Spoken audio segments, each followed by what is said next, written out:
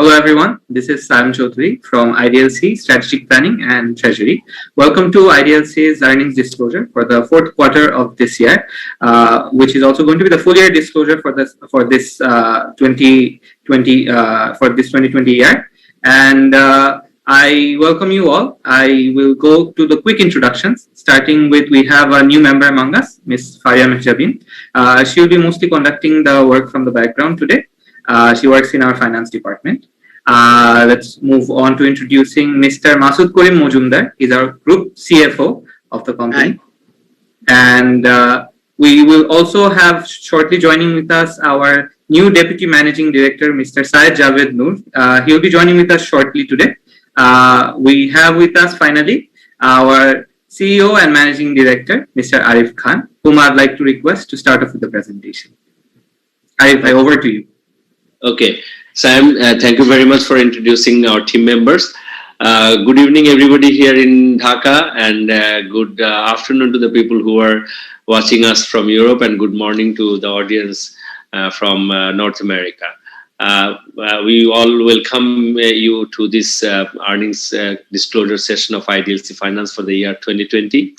I hope everybody is now coming back to a normal life after this massive impact of the pandemic, although we know that in North America, in Europe, especially in Britain, there are still issues. Bangladesh is also fighting back to overcome the scenario, and the entire country is now under the vaccination program. So slowly we are all coming back to normalcy, but still economy is definitely not reached its stage at a pre-pandemic level. But we hope that pretty soon we will be reaching there. So I would request our group CFO, Mr. Masood, to help us by giving the slides so that we can run through our short presentation, and then we'll be followed by a question and answer session. So as I mentioned, that this is the Idlc Finance earnings disclosure of 2020. So let us look into the environment that we faced in 2020 as a whole.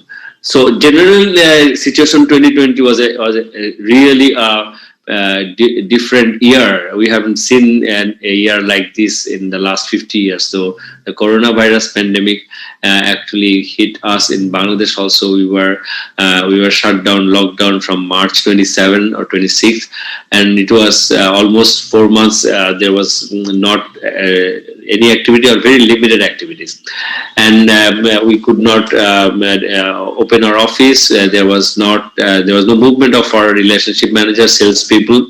So the loan book size growth, loan book was almost stalled during this quarter from April, May, June, July, I would say. From August, we started to opening up, and then we picked it up very fast, August, September, October, November, December, and last quarter we picked up the disbursement in a very speedy manner when we found that there are opportunities to grow for loan book size. So apart from this, 2020, initially there was interest rates scenario was still higher and liquidity was tight, but after pandemic struck and the overall credit demand reduced, we could see that there are a lot of liquidity in the market, and interest rates started gradually coming down, because the credit growth rate or loan book growth rate in the entire banking industry in Bangladesh was around 8%, which was I think lowest in the last 5 years' time. So that left a lot of money into the system, and then as a result, and also we saw that government, Bangladesh Bank, was purchasing a lot of foreign currency, greenbacks especially, and that also released a lot of Taka currency in the market. That also induced illiquidity in the system. Government also came up with a massive stimulus package, which will be around $14.6 billion, and that's a massive amount of money, and that also increased the liquidity into the system. And must move to the next slide. And government borrowing target from the banks was actually was much higher, but also because the pandemic, government could not spend the money, or infrastructure spending was not that much. So that also all these factors, including the private sector credit growth, all these factors left with lots of liquidity into the system, and the interest rate started coming down from May, and so it's almost one of the lowest in the recent history. And the inflation situation remained kind of steady, and although we got the recent information that it has come down to 5.21%. So that's also and from macroeconomic point of view, it's an indication that interest rate is not going to shoot up anytime soon, because inflation is also not increasing.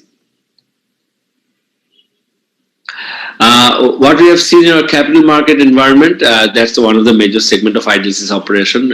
We said that in the last many earnings call, that in a 5 years average timeline, our 70% income come from our lending book and 30% come from the capital market subsidiary. That's the 5 years average. Some year it is capital market contributes 15%, some year contributes 40%, some year 20%. But so capital market is an important business vertical for us. Last year, initially, first half we had lots of bad time in the capital market. The overall brokerage commission reduced significantly because we were one of the top 5 broker in the country, and actually we ended the year as top 3 broker in the country. So there was lots of commission income on an average every year, but first half it's almost non-existent. So but in the second half from August, we see a lot of growth rebounding in the capital market, and the market actually grew by 21.3% compared to last year. So that, and also brokerage volume increased by 35% plus. So that gave us, we came back from this capital market revival by getting more brokerage income and also some more capital gain. We'll come back later on this. In case of FDI and investment, we could see that FDI reasonably average, or an average Bangladesh FDI $4-5 billion, but last year it was not good, but it's coming back again.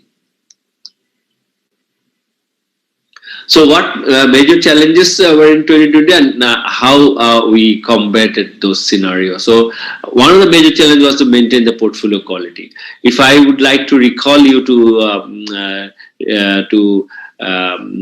look at the fact that Idlc's historical Npl ratio, if we take a 5-year or 10-year average, which is around 2.5 to 3%. So that tells the culture of the company that when a country's non-performing loan ratio is average 10% or 9% plus, we maintain it's less than 3%. So that's our average. But still, we are concerned when the pandemic hit the economy. We knew that a lot of business will shut down, and a lot of business will have severe downsized. Retrenchment will be norm of the business. So many people may not pay our money back. So we increase our focus to our collection efforts and maintain prudent lending. So that's why we are cautious in going for a aggressive loan book growth size, and also we were increasing our collection effort more. We were liquid at certain point in time. We had lots of deposits coming in and during lockdown time, and that we had a reading kind of in March, April, that the treasury bond interest yield was very high, more than 8% at that certain point in time. We could see that credit growth rate credit demand will be low, liquidity will be abundant, interest rate will start coming down. So we actually took a position on that, and we invested heavily on the government treasury bonds with an anticipation that the market interest rate may come down, and that will result in significant capital gain. So we will come back later. So that was one of our strategy, and lending opportunity was lower in the market. And as I said, as a result, we shifted our focus to some extent excess money in the government securities. Operating expense, we were always looking to invest in technology, process improvement, and training to improve productivity. So these were our major areas where we faced challenge, and we tried to fix those with different kind of strategy. So what's the net result of this overall situation and our strategy? We found that eventually it paid off. One of the major thing I would like to highlight here, that during the pandemic year, there was a general concern that Idlc is a huge operating expense, almost in local currency, 2 billion taka is our operating expense. So with a 1,400 people size, how can we maintain this huge OPEX when the business was coming down? There was lots of pressure, or whether we'll go for retrenchment or reduction in salary, cut down salary. But we decided that we will not go with any of either options. So we thought that we actually made all kinds of money and impact with this team size. So we wanted to face it together. So we had every week we had twice or thrice the management committee meeting, and everybody around the country, we were continuously motivating each other that okay, the bad days will be over and good days will come. Let us focus on the opportunity in the market, and everybody worked in shoulder to shoulder.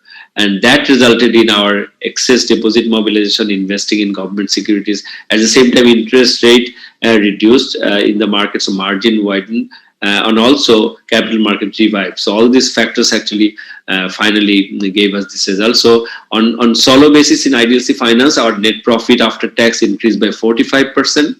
Our customer advance grew by 1%, as we mentioned earlier, that we are not aggressive in making more customer advances. And our consolidated basis, our net profit after tax grew by 49%, and our NPL reduced to 1.79%. I'll come back later because this is because of the Bangladesh Bank's recent debt holiday policy for 2020 that we could not classify a lot of accounts, and that resulted in reduction of NPL ratio. Also, we had major collection, and also we had rights off. So combined effect, it's come down to that. As a result, we have seen that our bank deposit, non-bank deposit also, retail deposit also grew by 8%. So the company board of directors recommended 35% cash dividend, which we expect that will be approved in our next annual general meeting scheduled at March 31. So if you look into the breakup of the profitability among the four legal entity of Idlc Group, the finance contributed around 87% profit, securities 7% profit, and investment 7% profit, and AMC 1%, that's 100%. So Idlc Securities made a profit of 166 million, which is 68% growth over last year. Idlc Investment made a profit of 67 million, which is 58% growth over last year. And AMC, last year we were negative, this year we made 14 million taka profit. So altogether, and Idlc Finance grew by 45%. So altogether, we had 49% profit growth.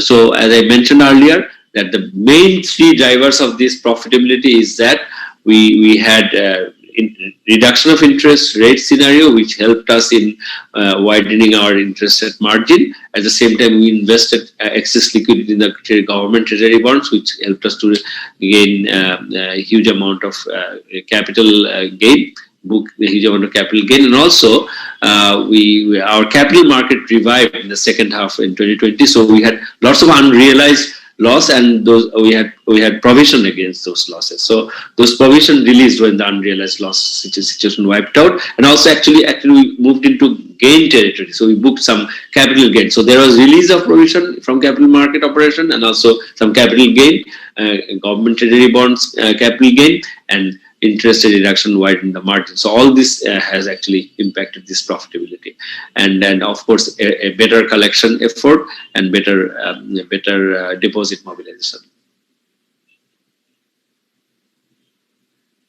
So if you look into year on year, our loan book grew by, as I said, around 1%. Non-bank deposit grew by 8%. Net interest income declined by 4%. And it's because a good amount actually moved into government treasury bond securities. So there we invested, but interest expense remained in this loan book size. So it's actually interest margin widened. Fee and other income also we saw kind of flat 2% degrowth. Investment income increased significantly. As I said, we made 110 crore taka in a group basis. 1,100 million or 1.1 billion taka capital gain and other income from the investment in treasury bonds in Idlc Finance, Idlc Securities, and Idlc Investments, and rest 237 million we made from the capital market.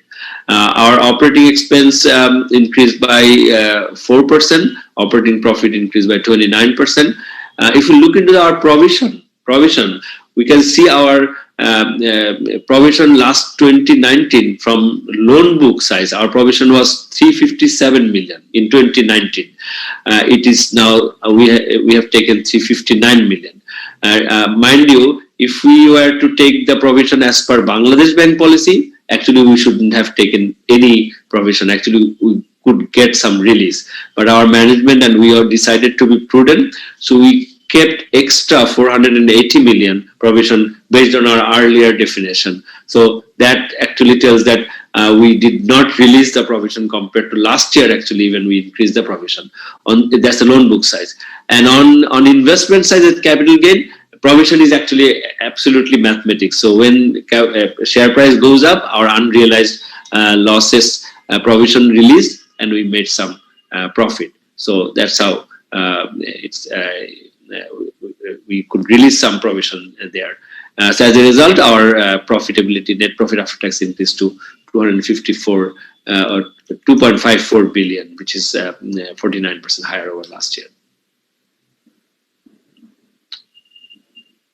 So if we look into the performance of all this in quarter by quarter basis, net interest income, operating income, operating expense, cost income ratio, you look into that net interest income were kind of under challenge, but we could manage it through a better spread management, high disbursement, especially in Q4, and restructuring of business loan under the BB guidance. Operating income also, there was growth because of we had a lot of, I had mentioned, a lot of income from fixed income securities, brokerage income, loan processing fee, and some collection revenue that we collected from the return of accounts. OPEX mainly growth depend on some recruitment at the fag end of the last year, so that was aimed for taking growth this year. So let's move to the next slide. So our balance sheet, we grew by 8%. Our loan book grew by 1%, and our term deposit normally altogether 1%, but retail term deposit by 8%. So as we mentioned, that our balance sheet growth happened because we just changed the allocation of the cash from regular business, because low demand, we invested in government bond, and it was we are not very aggressive also booking some assets, but we continue to grow in our deposit basket.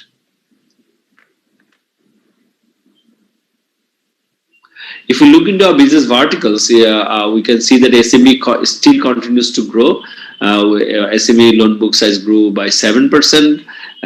In consumer, it was almost flat compared to last year, and in corporate and in consumer, we could see that there was a 5% decline, because actually we couldn't catch up of the 4 months lockdown during this year. So the portfolio composition is almost equal. 36% SME, 32% consumer, and 32% corporate. But earlier our SME was actually a bit higher, but meantime we had some restructuring. The middle market we have added with the corporate division, so that's why that portion is being taken in the corporate segment. The Npl ratio, as I said, it's declined because of we could some settlement and write off some few accounts. As per central bank policy, we could not classify lots of accounts during the whole year. I'm sure that when this year this restriction will be withdrawn, then classification will move up significantly. But of course, I can give you one statistic, that in case of Idlc, situation is very much under control. Normally, every month, whenever Idlc is due from our clients, due date comes in, historically Idlc used to get 90% of the money on date. And 7% money we, after 1 or 2 follow-up, we used to get, and 3% was our normal classified loan ratio. That's over last 10 years. So what we have seen in March, the collection ratio reduced to 35%. So that was the worst, but gradually started to increase. Last year end it was 85%, and in January end the collection ratio again moved up to 90%. That means 90% of our money, all the money, are coming back like a normal time. So that gives us a lot of confidence that Idlc's NPL situation will remain under control. And our major focus is maintaining relationship with customer, monitoring with them, and pursuing the collections more. So our return on asset is 2.08%. That's all because of the higher profitability. Return on equity is 17.37%. Earnings per share is 6.74 taka per share, and book value is over 40 taka. Capital adequacy very much well capitalized, although regulatory requirement 10%. On a standalone basis, around 14.6%, and on consolidated 17.5%. So it's much higher than the regulatory limit. And loan to fund ratio still, although we can go up to 95%, still is 81%. So in every respect, our situation is very much comfortable, and we can grow up further with this capital. So we will no need any capital injection in the next couple of years' time. So other than these financial highlights, there are last few slides where I want to tell you some big issues. That this year we as an investment banker, we did the largest IPO in the country, Robi Aziata Group. We are the lead manager.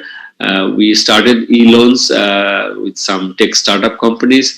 We started online e-KYC platform so that we can go for digital and onboarding our loan and deposit products. And we are almost launching our digital deposit products, where a customer can open a deposit account without any physical intervention in the process. We have also initiated bank statement analyzer. Lots of credit appraisal process are being introduced in such a way that our processing time reduced significantly. We are continuing our CSR activities in various segments and various regions of the country. We were awarded among the second highest taxpayer in our sector in the year 2019 and 2020. And of course, Idlc has been continuing recipient of major awards from Euromoney as Best Investment Bank for consecutive 3 years, by Asia Money Best SME Bank in Bangladesh for 2 years, by Institute of Chartered Accountants, Institute of Cost and Management Accountants, and Institute of Chartered Secretaries. We are getting almost first prize in the country in corporate governance and best reporting. So these are our general achievements in a year when there was a very depressing environment. So going forward, we have been talking for last couple of quarters that our focus is on technology, and we are now in the middle of our implementation of our customer relationship software. I'm sure that after this, our customer experience will reach to a different height. We are now introducing in the process of new asset management product. We are giving more effort on collection. Actually, entire organization this year will be geared to maintain more relationship with our customers, more collection, more monitoring, and we want to have an early signal where there is a problem, and we want to devise strategies to overcome those problem cases and maintain the quality of the portfolio remain our major priority. And of course, our liability basket, many of you may know that we have recently got an approval to issue a zero coupon bond of 5 billion taka. So we are changing the liability basket composition. We are moving into more long term. So there is asset liability mismatch reduced. We are also very much cautious because capital market by this time around 50% growth we have seen from the low level after pandemic. So we will remain cautious about our capital market exposure, but of course there will be always investment opportunities, and of course our investment in the corporate social responsibility will continue further. So I think those are the major highlights from my side. And my colleague, the group CFO, Mr. Masud Kuri Mujumdar is here. Mr. Javed is here. So if you have any questions, we can.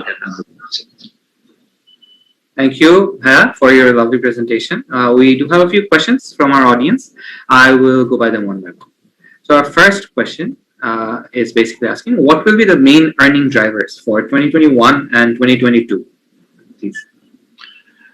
I think of course, someone equally, so I think we need to get mute. Sam, can you mute yourself? Now go on.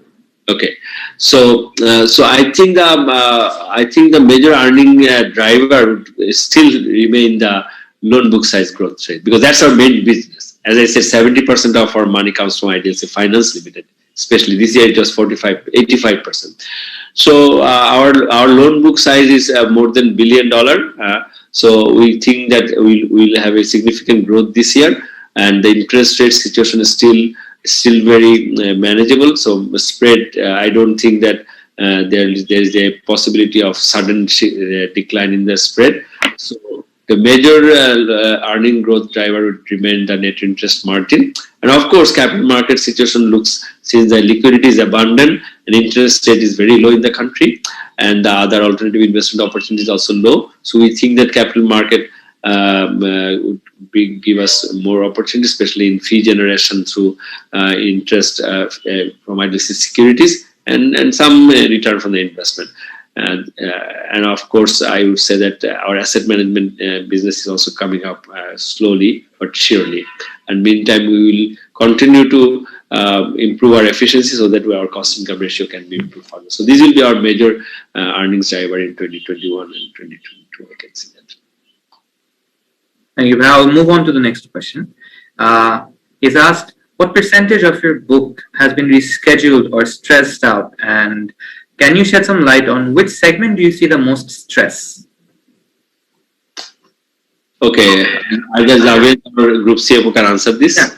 Yeah, I can say that. Actually, out of our total book size is around 9,000 crore. Among 9,000 crore, we have rescheduled or restructure or deferral only around 35% of our portfolio, of which the most account are from SME section. Almost 80% of our portfolio we reschedule from SME. Then only few from consumer and from corporate section. So mostly from SME.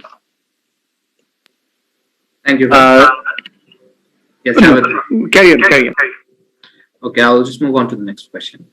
It's asking, is Idlc enjoying any advantage over its peer banks in SME segment, especially in terms of the lending rate?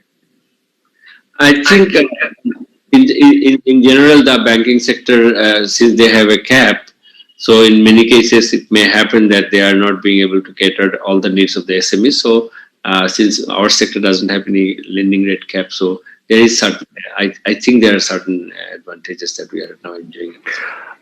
Now, Saribhai, what I would add is basically we are specialized in analyzing the risk. So we have almost 30% of our customers we onboard are first-time borrowers into the banking system, which will continue to be our main driver. So that will help us to basically keep the margin high.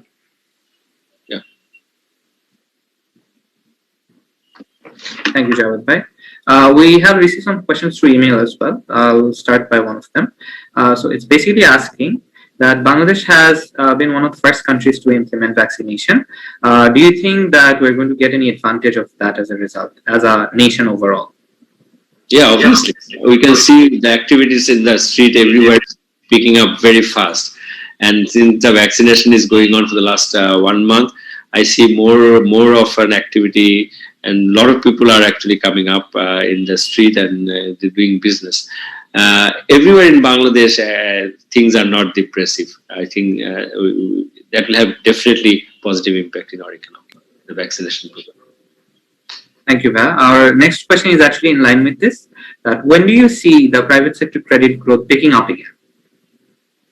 Yeah, it is about time, because I mean the whole issue was that overall consumer fear and confidence both were very low, almost a year now.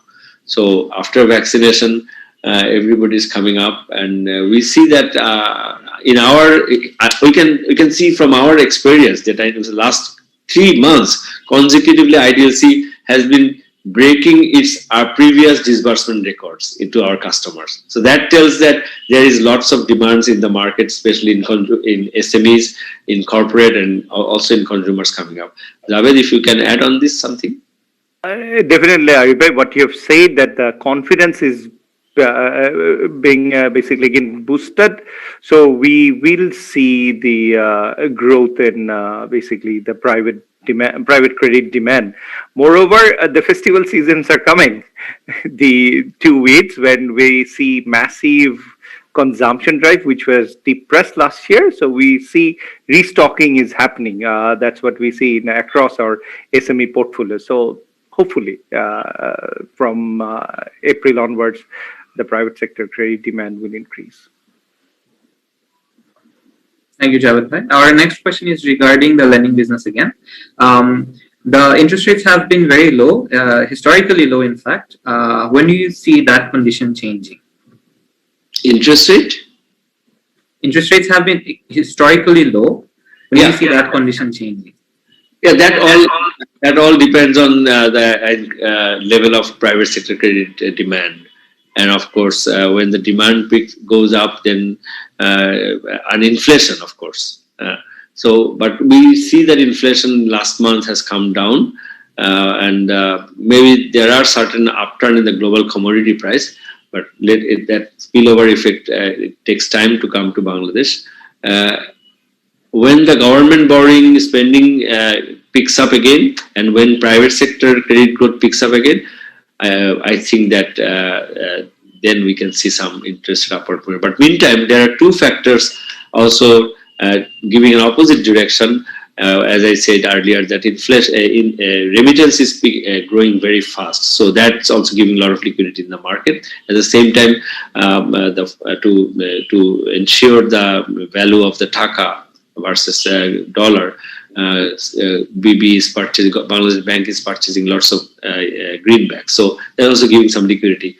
So I don't think that 2021 possibly look like a little bit increase, but not very substantial change in the interest rate scenario. Plus, Arif, the liquidity support the government is providing through the stimulus packages that has supplied a lot of liquidity in the market. So withdrawal of that liquidity support may have some impact, but we will need to watch very closely about this development. You actually almost answered one of the next questions as well. It's asking that Bangladesh has been seeing a case of high liquidity in the markets. Do you see that changing anytime soon? Yeah, kind of we answered this by this time. Yeah. Yes, all right. I'll move on to the next question. It's regarding capital markets. It's basically asking that the capital markets have rebounded quite fairly at the end of last year. What are your expectations in the coming year? It's always difficult to give comment on the capital market expectations, but the general condition, like in any other country, what we see that when liquidity is abundant, and if the interest rate is low, fixed income securities return is low, and other investment opportunities in the market is also not available, then normally there is an influx of money in the capital market. So like in US, when Federal Reserve System increases the interest rate, then money flows to money market. If the interest rate declines, then money flows to capital market. So that's what we are seeing in Bangladesh. A historical abundant liquidity, very low interest rate in the bank deposit rates, and other investment opportunities are low. Good companies, some good companies are coming to the market through IPO. So I see that 2021 possibly will remain relatively stable market in the capital market, and there can be a upward positive trajectory movement as long as the interest rate and the liquidity is abundant and interest rate is low. And the corporate earnings is also not bad. We see that corporate earnings is also increasing slowly. So I think, and the valuation of the Bangladesh market is still within reasonable limit. Although there are certain cases the valuation is beyond normal normal standard, but average valuation of the market is still within reasonable limits. So that means that the valuation is not very expensive. It's not 20 plus P multiple. It's lower than that. One of the cheaper market. India P multiple is much higher, although in the interest rate structure is different. But and here interest rate is low. So when liquidity abundant, interest rate low, corporate earnings is coming back, and the market is not high. So looks like there are some growth, but with a caution. That doesn't mean that we can invest in any stock and expect a good return. There can be bad return as well, depending on the where we invest our money. Thank you, Bhair. Our next question is probably going to be the last one. I think you almost answered this one as well. It's asking that, do you think the provision that you have maintained is sufficient in respect to the pandemic era? Yeah, that's a question that everybody will ask, and that's the answer of that question will always remain. There is no magic number where we can say whether it is sufficient or not. But we can give you a kind of a picture where you can see that this year we kept higher provision in loan book size compared to last year. So in a normal year, what was the provision? We kept higher than that, marginally higher than that. If we followed the Bangladesh Bank regulation, that there was no requirement for provision. So we kept an additional 480 million taka provision just to cover that part. Number two, historically, Idlc's loan book classification rate is around 2.5 to 3%, and that's not for 1 year, for last 10 years. And the most important, somebody may question that pandemic is not history. It's a very brand new event and it's not regular. So it may have an impact on 2020. But what we are seeing now, since our collection ratio has reached up to 90% level, as I said, that in a normal time, we used to get 90% collection ratio at one go and then 5% after a few follow-up. So we see that Idlc's loan book will remain relatively covered from that kind of risk. Another point, our loan underwriting process, honestly speaking, is relatively superior compared to our local standards. So that's been one of the reasons that our loan rescheduling percentage in a normal year is always much lower than the average banking industry rescheduling percentage. So that tells that our underwriting or loan origination process itself is relatively better. And I always believe that it is always better to remain out of the problem than getting out of the problem. Once we are in, then getting out is difficult. So we are very cautious when we give loan. And we are very cautious also in collecting the money. And we see the collection ratio is moving up to 90% level. Historically, Idlc's NPL was never average 3%, higher than 3%. And also, as I said earlier, we kept additional provision to maintain the provision level compared to last year in the loan book size. So we have not taken advantage of the Bangladesh Bank definition and release provision accordingly. So that's from my side. Javed, you want to say something more? No, I think you have covered it pretty well. And I was just coming to the point that you said 2.5 to 3% is our NPL ratio. And the extra provision that has been kept is almost 0.5% of the existing book size. So probably there should not be any issues, but I'm a little bit hopeful than you. Yeah, great. Thank you. We have received one final question actually. I'll just go on and read it. What is the current stock exposure for Idlc Group? I think it will be around near 4 billion taka, and with still quite a good amount of unrealized profit, no unrealized loss. Yes, I hope that answers this question. So with that, I would actually like to finish the earnings disclosure session before giving it away to Arif Bhai for the final closing. I would just remind everyone that right now we are having some upload issues in our website. So hopefully by 1 day time, our presentation will be uploaded on our website. You can download it from there. And with that, I would like to give the floor to Arif Bhai to close the presentation. Thank you. Thank you, Sam. And the viewers around the country and around the globe. and all the analysts. Thank you for your continued support to IDLC. I also thank my colleagues here present. I think this was a very difficult year, but we all together believed in IDLC's brand. We all together believed in our customers are our major focus. So we wanted to remain beside our customer, besides our colleagues, and we were facing these difficulties together, and that only tells that togetherness is always a better solution when we can face any crisis. And I think this will continue, and we would be able to provide one of the safest financial brand in the country, where depositors can put their money safely, one of the most profitable investment destination, because year by year, if we compare IDLC's dividend policy and the share price appreciation, our shareholders are getting over a 10-20 years period are getting decent return, and we are championing in corporate governance practice in the countries, which we want to continue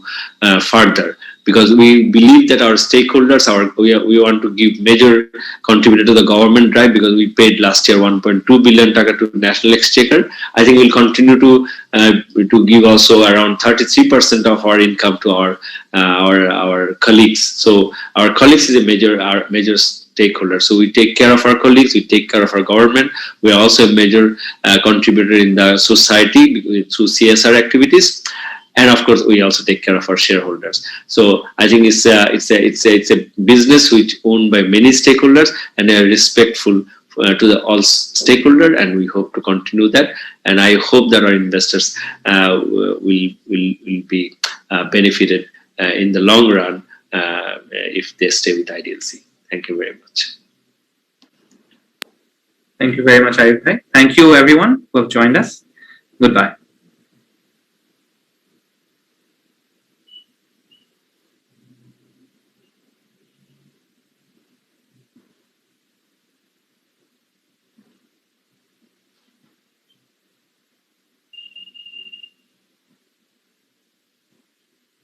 So disconnected over. No, we're just waiting for 5x.